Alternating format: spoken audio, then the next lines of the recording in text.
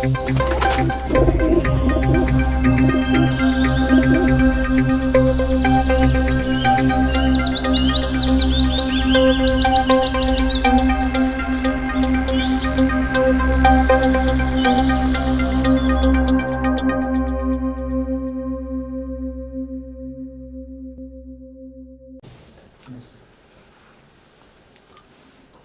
आमा प्राणीहरू दुःख र दुःखको कारणबाट मुक्त हुनको लागि परम सुख प्राप्त गर्नको लागि सर्वप्रथम म बुद्धको शरणमा जान्छु, धर्मको शरणमा जान्छु, सङ्घको शरणमा जान्छु र सबै प्राणीहरूलाई परम सुखमा पुर्याउनकै लागि बोधिचित उत्पन्न गर्न चाहन्छु। त्यसैले सम्पूर्ण आमा प्राणीहरू दुःख र दुःखको कारणबाट अलग रहिरहन्, सुख र सुखको कारणमा रहिरहन्, दुःखरहित सुखबाट कहिले पनि अलग नरहन् र सम्पूर्ण आमा प्राणीहरू पक्षपात रिस राग रहित समताभावमा रहिरहन्। आज म श्रृङ्खलाबद्ध धर्म टेलिभिजनबाट प्रसारण हुने सम्यक आजीविकाको प्रसारण अन्तर्गत यहाँ उपस्थित भएको छु र जो देश विदेशबाट हेरिरहनु भएको सम्पूर्ण मानवहरूलाई सर्वप्रथम अभिवादन गर्न चाहन्छु। रसिदेले योभन्दा अघिल्लो श्रृङ्खलाहरूमा दुःखको कारण दुःख के हो र त्यसबाट मुक्त हुनको लागि पञ्चशीलमा पनि हत्या हिंसाको बारेमा चर्चा गरिसक्यौँ र हत्या हिंसा कम गर्नको लागि जति सक्दो कम सक्यो भने पुरै त्यो भयो भने आफू र अरू प्राणीहरूको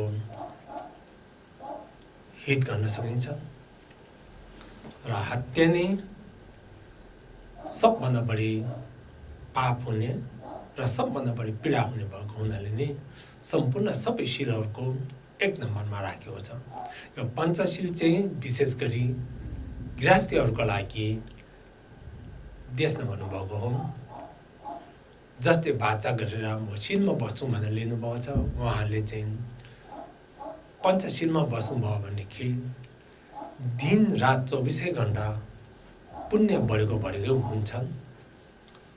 त्यो शील लिएर बाचा लिएर चाहिँ हत्या नगर्ने, चोरी नगर्ने, व्यभिचार नगर्ने, झुट नबोल्ने र मादक पदार्थ सेवन नगर्ने शील लिनुभयो भनेदेखि हर पल, हर मिनट, हर सेकेन्डमा चाहिँ पुण्य बढेको हुन्छ। तर यो शील नलिकन पनि यो नियम पालन गरिरहेको हुन्छ। किनभने मैले अस्ति पनि भनेको थिएँ, यो पञ्चशील भनेको त यो त व्यावहारिक हो, प्राकृतिक हो। सम्पूर्ण देशको कानुनहरू यही पञ्चशीलको आधारमा रहेको छ। कुनै पनि देशको कानुनले हत्या गर्न हुन्छ भनेको छैन। तर अधिकांश यो देशका कानुनहरू मानवको लागि मात्रै र कुनै संरक्षित पशु पक्षीहरूलाई को चाहिँ राखेको छ। त्यसबाहेक पशु पक्षीहरूलाई अलिकति उपेक्षा गरेको, नेग्लेक्ट गरेको पाइन्छ।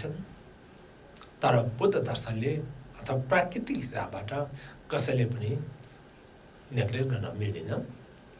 किनभनेदेखि सम्पूर्ण आमा प्राणीहरू हाम्रो अघिल्लो जीवनमा असङ्ख्य पटक आमा भएको हुनाले कसैले पनि हामीले दुःख दिन, पीडा दिन हुँदैन। अनि जुनसुकै कानुनहरू यही पञ्चशीलमा टेकेर नै बनेको हुन्छ। चाहे पञ्चशील बनोस् या नबनोस्, त्यसकारण मानव मात्र नभइकन मानव जतिकै संवेदनशील प्राणीहरू जनावरहरू उहाँहरू पनि बाँच्न चाहन्छन्, रमाइलो गर्न चाहन्छ, सुखसँग खेल्न चाहन्छन्। उहाँहरूलाई पनि पीडा हुन्छ, चित्कार हुन्छ, मृत्युदेखि डर लाग्छन्। डर त्रास हामी मान्छेभन्दा के पनि फरक नभएको हुनाले हामी एउटा मानव भइसकेपछि, मानव भनेको सर्वश्रेष्ठ प्राणी अथवा चेतनशील भनिन्छ। चेतना कुन अर्थमा भन्दाखेरि आफू र अरू प्राणीहरूले दुःख नपाउने, केबाट दुःख हुन्छ, केबाट पीडा महसुस हुन्छ र त्यो अरूलाई दिएको पीडाबाट आफूले पछि के फल पाउँछ भन्ने कुरा त्यो चेतना छ भने मात्रै हामी चेतनशील भन्न सक्छौँ। यदि हामी चाहिँ अरू प्राणीहरूको पीडालाई, अरू प्राणीहरूको चित्कार, डर, त्रास, दुखाइ, छटपटा यस्तै व्यवस्था गर्छौँ भनेदेखि हामी कसरी सचेत मान्छे बन्छौँ? सचेत हुनै सकिन्न। चाहे अरू प्राणीलाई हानि पुर्याउने, उहाँहरूको पीडा, चित्कार, डर, त्रासलाई व्यवस्था गर्ने उहाँहरूको त्यो चेतना हामीमा छैन भनेदेखि बाहिरी नामले चाहे वैज्ञानिक बनोस्, डाक्टर भनौँ, इन्जिनियर, व्यापारी, बुद्धिजीवी, जेसुकै भने पनि वास्तवमा अचेत नै हुन्। उहाँहरूमा त्यो चेतना छैन भन्ने कुरा प्रष्ट हुन्छ। र हामी भन्ने गर्छौँ यी मानव नै हुन्। कसैलाई हामी राक्षस भन्छौँ, कसैले देवता भन्छौँ। अब देवता भन्ने पनि तपाईँ हामी हेरौँ, बुद्ध हामी मानवकै शरीर हो। अब अरू धर्मावलम्बीको हेर्नु भने कृष्ण, जिजस, मोहम्मद, जेसुकै भनौँ, सबै मानवको रूपमै हुन्। अनि हामी अर्कोमा के भन्छौँ? उहाँलाई हामी देवता भन्छौँ। अनि अर्को मानव र अर्को हामी दानव र राक्षस पनि भन्छौँ। वास्तवमा हामीले दानव र राक्षसता देख्न सकिरहेको छैन, देखेको छैन।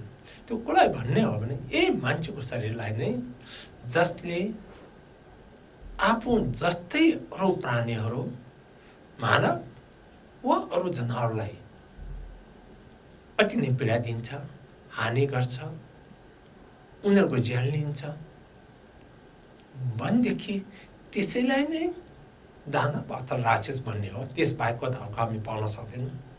त्यसकारण यदि हामीले अरू प्राणीहरूलाई हित गर्न सक्छ, आफूभन्दा बढी प्यारो, आफूभन्दा अरूलाई बढी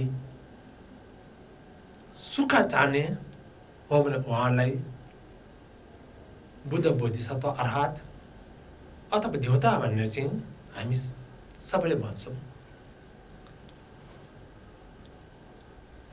तर उहाँलाई सुख दिन नसके पनि उहाँले दुःख दिएन भन्ने कि वास्तवमा बल्ल तिनीहरू मानव हुन्। उहाँहरूलाई दुःख दिन्छ, उहाँहरूको होइन भने उहाँको पीडा, चित्कारलाई व्यवस्था गर्छौँ। अरूलाई पीडा दिएर आफू रमाइलो गर्छ भनेदेखि मानिसको शरीर मात्रै मानव हो, तर व्यवहार र मनको स्थिति दानव र राक्षस नै हुन्छ। कतिपय देशहरूमा आफ्नो रमाइलोको लागि जनावरहरूलाई तीर रोपेर, गोचेर, पीडा दिएर रमाइलो गर्छन्। यही नेपालमा पनि त्यस्तो कयौँ छन्। अरूलाई, जनावरहरूलाई पीडा दिएर रमाइलो गर्ने, शिकार खेल्ने, यो सबै हामीमा चेतना कमी भएको, अज्ञानताले गर्दा यो हुन गएको हो। अब हामी गहिरिएर सोचौँ। हामी जस्तै आफ्नो छोराछोरी, आमाबुवा जस्तै ती जनावरहरू, एउटा उदाहरणको लागि लियौँ, एउटा खसी, बोका, उनीहरूलाई पनि बथानबाट छुट्टै अलग ल्याउँदाखेरि अति नै पीडा हुन्छ, कराउँछ, रुन्छ दिनभरि, बाटोबाट तानेर लान्दा जान मान्दिन, डर त्रास हुन्छ, भोग लाग्छ, तिर्खा लाग्छ, खान मन लाग्छ, खेल्न मन लाग्छ। केही हतियार देखायो, लट्ठी देखायो भने डरले ज्यान जोगाउन खोज्छन्। यदि बाँधेको छैन भने सुइकुच्चा ठोकेर कसैले समाउन सक्दैन, डर हुन्छ। मैले 2-3 ठाउँमा देखेको थिएँ, लोकल कुखुराहरू काट्नुभन्दा अगाडि खुल्ला ठाउँमा समाउन जाँदा 6-7 जनाले पनि समाउन नसकेर डरले भागिएको, चित्कार भएको हामी देख्छौँ। भन्दै उनीहरूमा पनि हाम्रो जस्तै डर छ, पीडा छ। भनेदेखि त्यो उनीहरूको डर, त्रास, पीडालाई महसुस गर्न सक्यो भनेदेखि मात्र हामी मानव हुन्छौँ, नत्र भने हामी मानवको स्थानमा रहन सक्दैनौँ। अनि उनीहरूले पनि बचाउन सक्यो, उनीहरूको पनि हित गर्न सक्यो भनेदेखि बल्ल हामी त्यसलाई देवता भन्छौँ। हामीले साधारण बोलीचाली पनि भन्न सक्छौँ। उता राक्षस नै भन्छौँ भने अरूलाई दुःख दिँदै हामी भन्छौँ भने अरूलाई सेवा गर्ने उता देवता नै हुन् भनेर भनिरहेको छ। हामीले पाउँछौँ यहाँ कयौँले अर्को सेवा गर्नलाई उता देवतै हो भने भन्छौँ। हो स्वाभाविक, त्यस कारण अब हामी देवतै हुन नसके पनि दानव नबनौँ, कमसेकम मानव बनाऊ भने यो मैले यहाँ भनिरहेको दानव हुनबाट रोकेर कमसेकम मानव हुने र सक्यो भनेदेखि देवी देवता नै हुने, बुद्ध बोधिसत्व नै हुने, त्यो प्रयास स्वरूप मैले यहाँहरूसँग आफूले जानेको, अनुभव गरेको, चिन्तन मनन गरेको कुरालाई प्रस्तुत गर्न गइरहेको छु। त्यो सल्लाह दिन आएको हुन त यो मान्नु नमान्नु सबै व्यक्तिगतको कुरा हो। यस्ता कुराहरू चाहिँ वास्तवमा अति भाग्यमानीले मात्रै लिन सकिन्छ। कुन अर्थमा भाग्यमानी भनेको धर्म यस्तो लिने, यी कुराहरू चाहिँ सुनेर यसलाई चिन्तन मनन गरेर व्यवहारमा लियो भनेदेखि अनन्त जीवनहरूमा चाहिँ दुःखमा जानु पर्दैन। सुखबाट सुख, सुखबाट हुँदै अन्तिममा कहिल्यै फरक नखाने, परिवर्तन नहुने सुख बुद्धत्व प्राप्त गर्छन्। त्यसैको लागि सम्पूर्ण प्राणीहरूले बुद्धत्व प्राप्त गरौँ भनेर त्यसैको लागि बुद्धले दिनुभएको उपदेशहरूलाई, त्यो मार्गहरूलाई मैले पनि यहाँ त्यो कुरा यहाँ दोहोऱ्याइरहेको छु। बुद्धकै मार्गमा लागेर असङ्ख्यले बुद्धत्व प्राप्त गरे। कतिले सोच्ने गर्छन् बुद्ध त बुद्ध शाक्य मुनि मात्र प्राप्त भयो, होइन। बुद्ध शाक्य मुनिकै बखतमा अर्हात हुँदै त्यसपछि अहिले संसारमा विशेष गरी नेपाल, तिब्बत र विभिन्न देशहरूबाट असङ्ख्यले बुद्धत्व प्राप्त गरिसके, अर्हात बोधिसत्वको भूमि प्राप्त गरिसक्नुभएको छ। किनभने हामी सबै प्राणीहरूमा बुद्धत्व, बुद्धको बिउ रहेको हुनाले जसले यो बाटोमा लाग्छ, जसले त्यो बिउलाई स्याहार सुसार गरेर अङ्कुरण गर्छ, उहाँहरू सबैले बुद्धको फल प्राप्त गर्छ नै। त्यो क्षमता भएको हुनाले सबै चाहिँ बुद्धत्व प्राप्त गर्छ। त्यसकारण बुद्ध दर्शन अध्ययन गर्नको लागि, बुद्ध दर्शनमा लाग्नको लागि सम्पूर्ण प्राणीहरू योग्य छन्, अधिकार प्राप्त छ, त्यो मौका छ। जो यो बाटोमा लाग्छ उहाँहरू वास्तवमा भाग्यमानी हुन्। किनभने भाग्यमानी भने नै यो जीवन र अनन्त जीवनमा दुःखबाट मुक्त हुने अथवा दुःख काम हुँदै हुँदै हुँदै अन्तिममा पूर्ण रूपमा मुक्त भएको, बुद्धत्व प्राप्त गरेको, सम्पूर्ण सुखको गुणहरू प्राप्त गरेको त्यो भूमि प्राप्त गर्दछ। त्यसकारण जो मान्छे भाग्यमानी हुनुहुन्छ उहाँले यस्ता ज्ञानको कुराहरू सुन्न रुचि राख्दछ। यदि हामीमा भाग्य छैन भनेदेखि यस्ता कुराहरू, यी कुराहरू सुन्न पनि सक्दैन, देख्न पनि सक्दैन, सुने पनि त्यसमा अविश्वास उत्पन्न हुन्छ। त्यसकारण यी धर्मको कुराहरू, बुद्धको ज्ञानहरू, बुद्धको शिक्षाहरूमा यहाँहरूले कोसिस गर्नुहोस्, बुझ्ने कोसिस गर्नुहोस्, व्यवहारमा लगाएर हेर्नुहोस्, तपाईँले आफैले सुख आनन्द महसुस गर्नेछ। त्यसैले अब हामीले आफ्नो कुनै पनि क्रियाकलापहरूमा, शुभ कार्यहरूमा यी मांसाहारी बोझहरू प्रयोग नगर्नुहोस्। आफूले मासु सेवन कम गर्नुहोस्। हुन त यो कुरा सुन्दा यहाँलाई अलिकति गाह्रो लाग्ला, अप्ठ्यारो लाग्ला। मैले धेरै मान्छेहरूले आफ्नो मृत्यु पश्चात त्यसको पछाडि स्वर्गीय भनेर चाहिँ लेख्ने गरेको पाउँछौँ। अब तपाईँ हामी आफै विचार गरौँ, स्वर्गीय भनेको मतलब उहाँहरू स्वर्गमा जानुभएको अथवा सुखको भूमिमा जानुभएको भन्ने बुझिन्छ। सुखको भूमिमा जानको लागि त अहिले नै सुखको बिउ रोप्नु पर्दछ। यदि हामीले यो जीवनमा सुखको बिउहरू रोप्न सकेन, अहिले दुःख पाउने बिउहरू मात्र रोपेको छ। हत्या हिंसामा चुल्नुमा डुबेर, दिनरात मासु मात्र खाएर, चोरी गरेर, भ्रष्टाचार गरेर, व्यभिचार गरेर, अनैतिक क्रियाकलापहरूमा मात्रै लिप्त रहेर अनि मृत्युपछि स्वर्गीय भनेर लेखेर स्वर्गीय हुने नै होइन। वास्तवमा उहाँको त्यो यी कर्म र कर्मको फलहरूले गर्दा यो बिउ रोपेको त्यसको कारणले गर्दा वास्तवमा सबै जाने त तल्लो दुर्गतिहरूमा नै हुन्, नरक, भूत प्रेत र जनावर लोकमा नै। त्यसरी लेख्दैमा त्यो स्वर्ग लेखेर हुँदैन। अनि कहिलेकाहीँ मलाई लाग्दछ कतिपय मान्छेहरू बितिसकेपछि उहाँहरूको जन्मदिवस मान्ने गरिन्छ। तर कहिलेकाहीँ त्यो जन्मदिवस मान्ने दिन त्यहाँ खसी कुखुरा काटेर चाहिँ भोज गरेको पनि देखिन्छ। कर्मको कारणले कहिलेकाहीँ त्यही मान्छे चाहिँ त्यो जन्मदिवस अर्थात् वार्षिकीको बादमा काटेर मासु सेवन गर्ने, मासुको भोज भातेर गर्ने हो भने गर्न चाहिँ उसको लागि गर्ने हो। तर त्यही व्यक्ति चाहिँ काटेर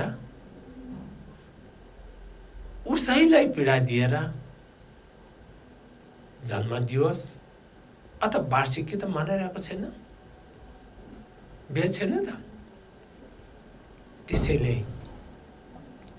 हामीले अब पछि यी दुर्गतिहरूमा नजानुकै लागि अहिलेदेखि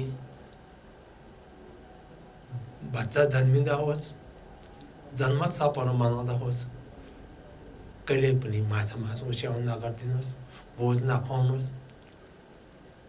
बच्चाहरू जन्मिँदै अहिले धेरैले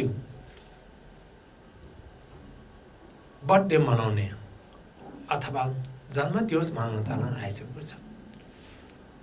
बच्चाहरू जन्मिएर 1-2 वर्ष भइसकेको छैन, उसको शुभ जन्मदिवस भनेर चाहिँ हत्यामा चुल्लुममा डुबेर धेरै प्रकारको मांसाहार राखेर धेरै प्रकारको जनावरहरूको हत्या गरेर यदि मनाइरहेको छ भनेदेखि जन्मिँदैबाट उसलाई अनन्त जीवनमा त्यो बच्चा र त्यहाँ भोज खान आउने नातागोता सबै चाहिँ पछि गएर दुर्गतिमा जाने र पीडामा जानको लागि हामीले नजानेर अज्ञानता कारणले काम गरिरहेको हुन्छौँ। यो वास्तवमा हाम्रो ठुलो गल्ती हो। त्यो कुरो बुझ्न सक्यो भनेदेखि अत्याधिक राम्रो हुन्छ र अनि पछि दुर्गतिमा जाँदैनौँ। त्यो कारण त्यहाँ नजाओस् भनेर नै, त्यहाँबाट माथि उठोस् भनेर नै यो कुराहरू तपाईँहरूको माझमा मैले राखेको हुँ। हुन त त्यो आफ्नो विचार हो, कति राखिरहेकोलाई यो कुरा सुन्न गाह्रो पर्ला, तर त्यसो नहुनुहोस्। यहाँहरूकै लागि, यहाँहरूलाई करुणा लागेर नै मैले त्यो कुराहरू भित्री हृदयबाट विनम्रपूर्वक अनुरोध गरेको हुँ। अब पञ्चशीलको दोस्रो शीलमा चोरी नगर्नु भनेछ। हामीले कानुन अनुसार पनि मानिसको सम्पत्तिहरू चोरी गर्यो भनेदेखि चोरी भन्दा साथ थाहा नपाइकन अरूले नदिएको चिज उपभोग गरेकोलाई चोरी भनिन्छ। सिधै सामान चोरी पनि। अब यी चोरीको विभिन्न नामहरू छन्, विभिन्न चाहिँ वर्गीकरणहरू छन्। एउटा सिधै चोर्नु, चोरी गर्नु। दोस्रो चोरी के छ भने हामीले अत्याधिक नाफा खानु पनि यो भित्र पर्न जान्छन्। अनि कर्मचारीहरू हो भने तलब बाहेकको ज्यादा भ्रष्टाचार गरेर कमाउनु। ठेकदारहरूले हो भने कमसल काम गरेर, कमसल बाटो बनाएर, कमसल बिल्डिङ बनाएर, कमसल वस्तु दिएर कमाउनु, जसले देशै डुबाएको छ। दुःख लाग्छ। नेपालको कुरामा हेर्ने हो भने कि हामी किन पछाडि परिरहेका छौँ। यही भ्रष्टाचारको कारणले गर्दा सरकारी निकायहरूको चाहे नेपाली एयरलाइन्सको कुरा गरौँ, अहिले कुन हालतमा पुगिसकेको छ। बिर्कोटे कागज कारखानाहरू, कुनै पनि सरकारी स्वामित्वमा भएको कम्पनीहरू, कारखानाहरू खत्तम भएको छ। देशले डुबेको छ। यो सबै भ्रष्टाचारको कारणले। अहिले त्यो कुराहरू हामी सबैको मुखमा झुन्डिएको छ। म देख्छु धेरै अभियन्ताहरू, भ्रष्टाचार विरुद्धको अभियन्ताहरू उहाँहरू लागिरहनु पर्छ। अनि कति गर्नेहरूलाई यस्तै पीडा पनि भएको छ भने यी सबै पनि वास्तवमा चोरीभित्र नै पर्दछ। यो कुनै कानुनले पनि दिएको छैन, तापनि मान्छेले गरिरहेको हुँदो रहेछ। यसको फल यो जीवनमा पनि बेलुकी जेल जान सक्छ। मैले अर्को जीवनहरूमा के भनेको छ भने कि फेरि अरूबाट कमाएको सम्पत्तिहरू चोरी हुने, हामी कङ्गाल हुने, गरिब हुने, अनि खेती नहुने ठाउँमा जम्मा हुने। यदि खेती नै भयो भने असिनाले, पानीले, कुनै किरा फटेङ्ग्रा जीव जन्तुबाट नोक्सान हुने, असिनाबाट नोक्सान हुने, जन्मै लिए पनि खेती राम्रो नहुने, अति नै रुखो ठाउँहरूमा, अति नै दुर्गम ठाउँमा जन्म लिन्छन् भन्ने चाहिँ बुद्धले भन्नुभएको छ। वास्तवमा हुनु पनि हो। यदि हामीमा पुण्य छैन, धनी हुने छैन भनेदेखि, धनी कोखमा जन्म लिने छैन भनेदेखि जन्मिँदै हामी कङ्गालको कोखमा जन्म लिन्छौँ। यदि हामीसँग चाहिँ अरूलाई दान गरेको छ, पुण्य गरेको छ भनेदेखि जन्मिँदै अरबपतिको कोखमा जन्म लिन्छ। दुःख गर्नु परेन। अनि जागिरै खानु पऱ्यो भने राम्रो जागिर पाउँछ। व्यापारै गर्नु पऱ्यो भने व्यापारमा सफल हुने। अनि अहिलेको जीवनहरूमा चोरी, यी खालको चोरीको विभिन्न किसिमको, चाहे भ्रष्टाचार होस्, चाहे चोरी होस्, डकायत होस्, अथवा कमसल वस्तुलाई ठुलो रकम लिएर व्यापार व्यवसाय गरेको होस्, त्यसको फल आनन्द जीवनसम्ममा कङ्गाल हुने हुन्छ भने चाहिँ किनभने अरूलाई कङ्गाल बनाएको हुँदैन, अरूलाई नोक्सान पुर्याएको बिउ रोपेको हुँदैन, ती बिउ नपर्ने हो। त्यसकारण यी कुनै प्रकारको चोरीहरूमा सामान नहुनुहोस्। अनि अर्को हिसाबले म फेरि मासुसँग नै अलिकति जोड्न चाहन्छु। हामीले खाने जुन मासु हो, जुन मासु हामी जुन जनावरबाट प्राप्त गर्छौँ, चाहे खसी, कुखुरा, राँगो, भङ्गुर, उहाँहरूले आफ्नो अमूल्य शरीर, सबभन्दा प्यारो नै शरीर हुन्छ, त्यो शरीर चाहिँ कसैले खाओ, काटेर लैजाऊ भनेर नदिएको हुनाले र उहाँहरूलाई जबरजस्ती बाँधेर हत्या गरेर, अति नै पीडा दिएर, चित्कारमा पारेर हामीले त्यो मासु प्राप्त गरेको हुनाले वास्तवमा हामीले खाने मासु उहाँहरूको मासुको डकैत गरेको हुन्। चोरी मात्रै होइन, चोरी भने ढाका धेरै माथि हो। गएर म सोचौँ, मैले भन्नुपर्ने कुरा होइन, के साँच्चीकै हामीले डकैत गरेको छैन त उहाँहरूको मासु? त्यसकारण मासु खाने भनेको वास्तवमा उहाँहरूको शरीरलाई डकैत गरेर खानु पनि हो, हत्या मात्र होइन।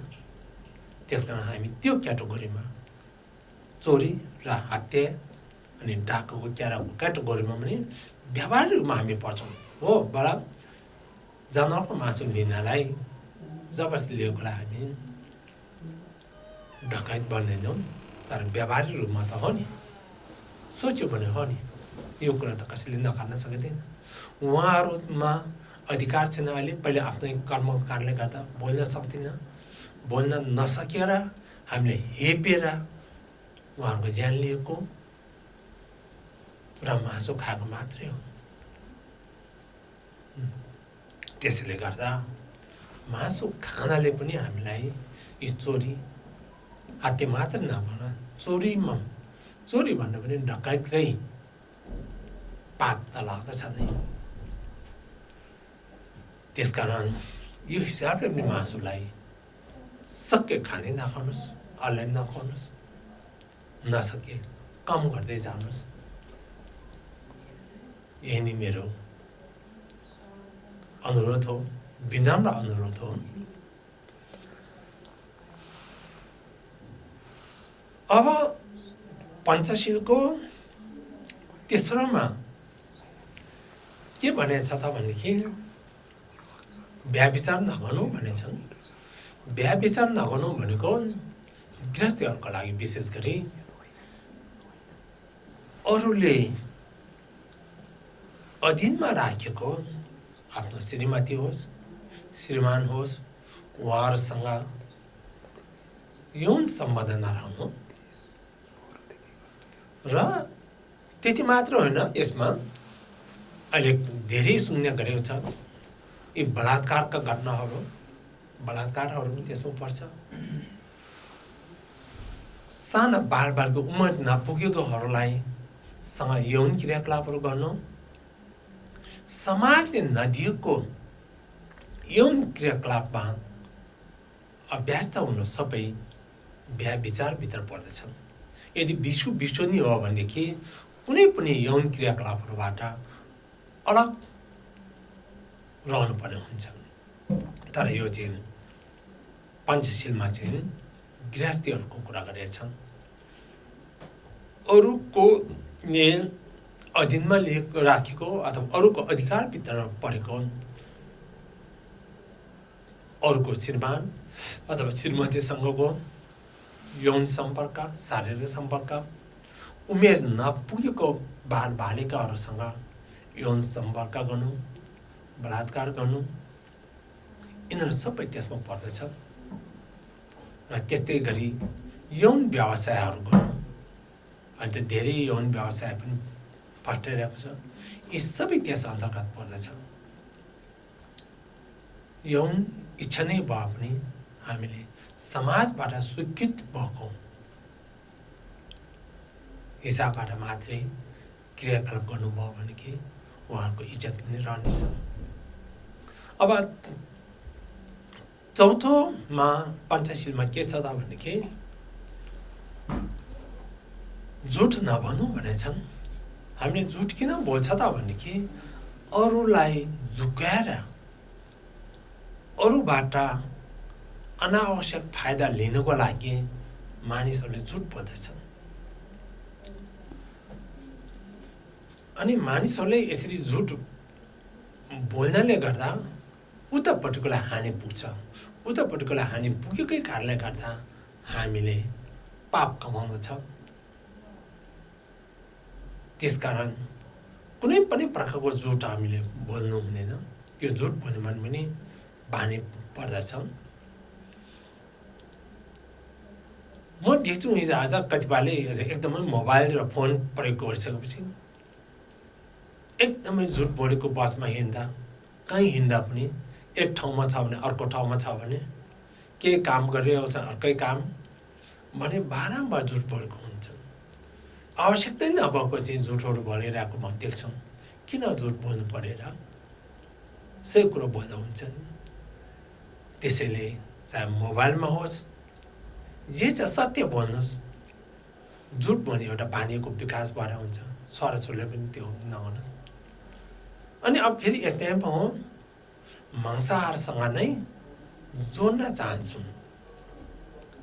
यदि हत्या गरेर कोहीले के भन्ने गरेछ भने धर्मगुरुहरूले पनि होइन मासु खाएर पाप लाग्दैन भन्ने चाहिँ कोहीले आफ्नो गल्तीलाई ढाकछोप गर्नको लागि मासु खाएर पाप लाग्दैन भन्ने गरेको पनि म सुन्छु। सबैले होइन, कोहीले हत्या गरेर र ढाका गरेर प्राप्त गरेको मासु खाएर पनि पाप लाग्दैन भन्नुहुन्छ भने यो मतलब ठुलो झुट के होला।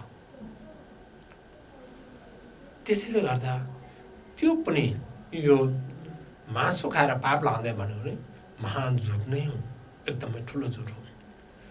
त्यो झुट बोलेकै कारणले गर्दा अरू मान्छे अब हत्यामा संलग्न हुनमा डराउँदैन, डकैत गर्नमा अर्कोको ज्यान लिएर डकैत गर्नमा डर लाग्दैन।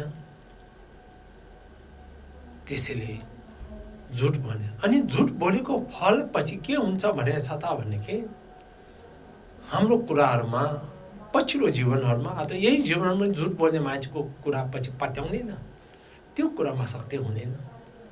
अनि अहिले पनि कतिपय मान्छेले बोलेको कुरामा शक्ति नै नहुनुहुन्छ।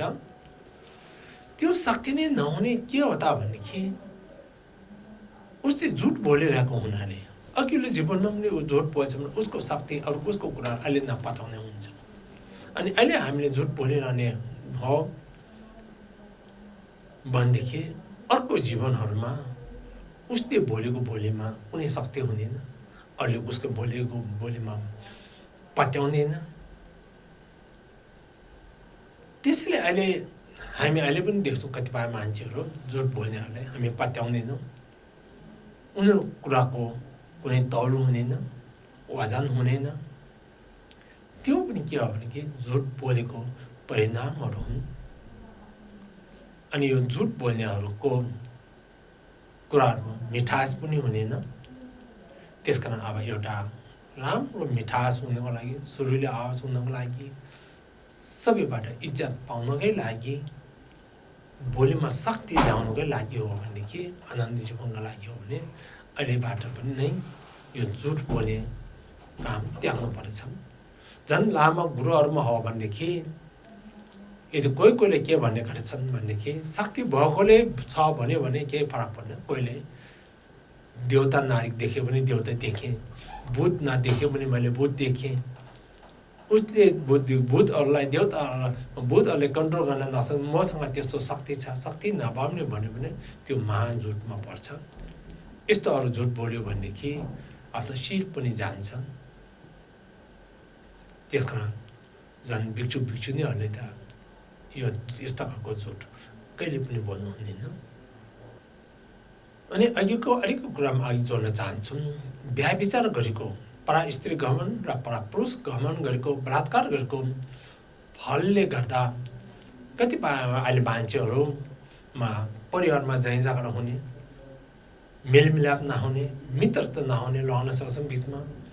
अनि अर्को चाहिँ कुरूप श्रीमान अथवा श्रीमती पाउने। त्यो के भनेको छ भने अघिल्लो जीवनमा व्यभिचार गरेको फल अहिले त्यसरी प्राप्त हुन्छ भनेको छ। अनि लगाउन छुट्टिनु पर्ने, किनभने अघिल्लो जीवनमा व्यभिचार गरेको हुने लगाउन सक्छौँ बिचमा फाटो, परिवारभित्र फाटो, परिवारलाई विचलित पारेकै हुनेले अहिले त्यो फल पाकेको भन्छ। त्यसकारण यो कुराहरूबाट हामी अलग हुनुहोस् र आजलाई यहाँसम्म हत्या, चोरी, व्यभिचार र झुट बोल्नेसम्मको कुरालाई अहिले यो आजको